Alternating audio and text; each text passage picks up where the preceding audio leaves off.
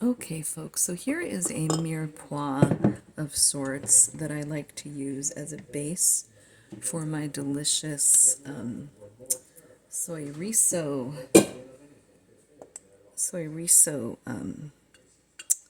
bolognese, which just turns out so good. This is a very light stream of oil, so there's not a lot coming out.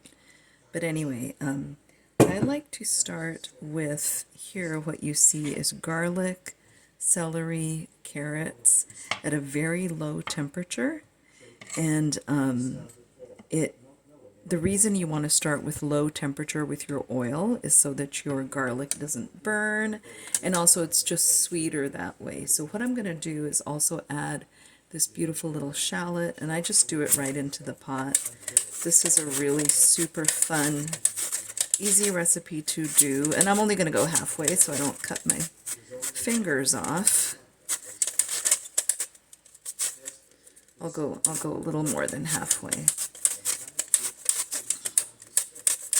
I love this mandolin. It has saved me so much in time and the ability to cook because, you know, of my arm injury. I do have a hard time chopping, so this has really been helping. So if anybody needs to cook fast or, you know, we're always on the go, this is a great thing that gets a meal done very quickly. So that's the mandolin, and I can link this one below in the description box. What I'm going to do now is turn the heat up a little bit, and I will just start stirring this, and I just let everything melt and meld together. I put some red peppers in here, and as always must put in, I like to use kosher salt and pepper. So I will also put in a nice dab, a nice bundle of kosher salt. And again, I like to layer at each layer. So once I put the next couple layers of ingredients in, I will once again probably do the kosher salt and the black pepper. So this is, again, just the beginning of this delicious vegan, plant-based bolognese sauce that my family absolutely loves. Oops, sorry. And I like to make it with penne pasta is my absolute favorite pasta shape. I think it's so versatile and I literally use it for everything. So we're definitely going to have, and I have the penne pasta right here, ready to go. It's just sitting. Once this sauce is simmering beautifully, the penne pasta will be just added in. Then I will again let it simmer on very low for quite a long time. But yeah, let me continue with this. Okay, friends, I have added the soy riso, and I am allowing it all to meld and basically come together. And this is the soy riso from Trader Joe's that we really love. It is delicious, and it just has a great texture. So what I'm going to do is really incorporate this, make it nice and hot, bring it to a simmer, add a little bit of veggie broth to keep it nice and moist, and then I will add some red wine.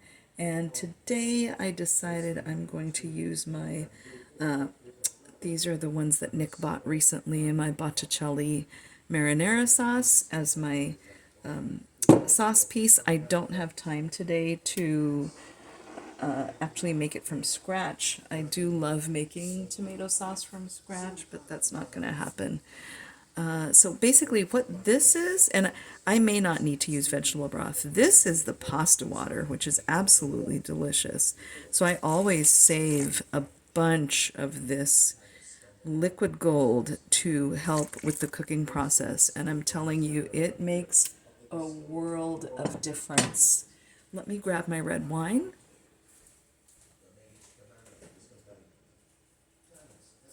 Today I'm using this delicious Cliff Family Grenache from Sonoma Valley. I'm just going to put a nice glog in there. That looks good. I may add a little more glog. When the wine and everything, when it burns off, the alcohol burns away, it is absolutely with a nice wine like this kind, the flavor melding that it adds and what it adds to the mixture that's in the pot. Oh my gosh, it's absolutely delicious. It just, oh, it's so good. So what I'm going to do is allow the wine here to basically burn off. So I'm going to bring this to a little simmer. It's a very small amount of liquid, but I'm going to let it bubble up a bit. After it bubbles up, I will add my marinara sauce base. And I think that will be it before I add back in the pasta and get it all going. So here you can see it's coming to a nice simmer. Everything's going to start bubbling up. I can actually smell the wine, and I can smell that it will be burning off. And that's great. That's what you want. Yeah, this already smells so amazing with the scallions, the celery, the carrots, the garlic, salt, pepper, red pepper flakes. This is absolutely delicious.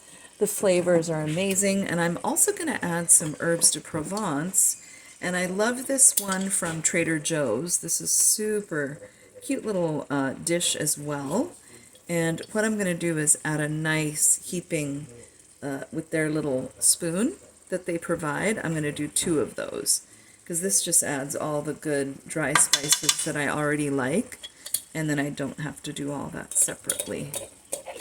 I am definitely a spice girl. I love adding a lot of delicious savory spices.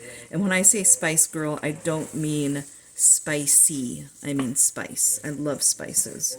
I think spices add so much variety to your food. They add variety to life. It's amazing. So this is looking great. The wine is burning off. And this is going to be so, so, so good. Going to go ahead now, and it's a beautiful simmer. Going to add in my tomato base. I always add back, again, some of this deliciousness here. I put it into my jar, and I will put the lid on, shake this jar up. Make sure I get every little last drop of this delicious marinara base. Don't want to waste any of that. That goes in. That's looking really, really good, and it's smelling just stunning. I'm going to turn, I'm going to turn the heat down at this point, now that the alcohol's burned off. And I'm just going to let this simmer. Now, it's up to you if you want a saucy pasta or do you want a drier pasta. So I love my pasta to have lots of extra sauce.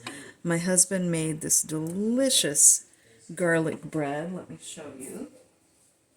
This is to go with our dinner. It's absolutely delicious, and that's going to be part of this delicious Saturday meal. And just depending on how much sauce I want, sometimes I'll add back more of the pasta water, or I may even add another base of tomato marinara.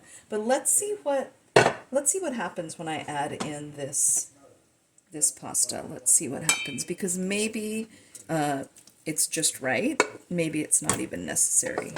So we'll see. But I do like it to be pretty saucy.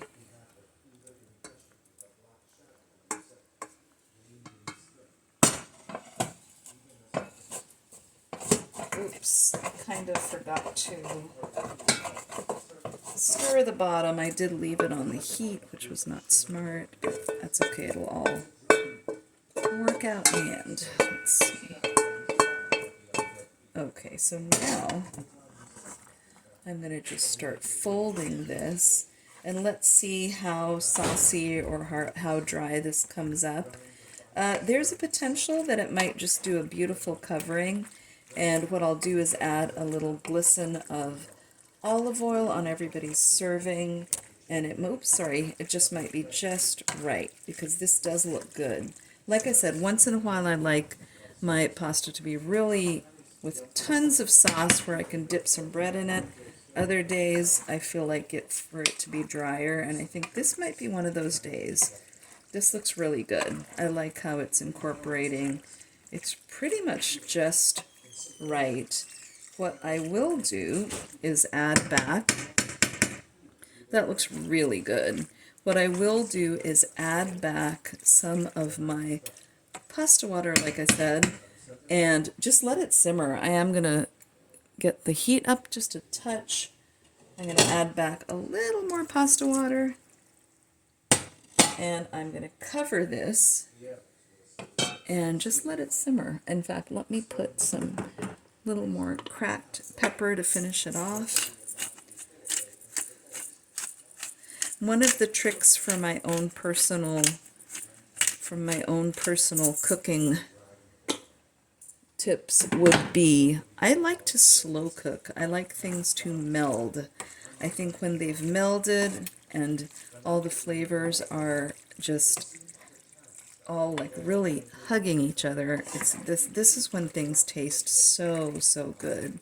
So what I'm going to do is allow this to meld, and I am going to put the lid on and leave it on low, and it's going to be absolutely delicious.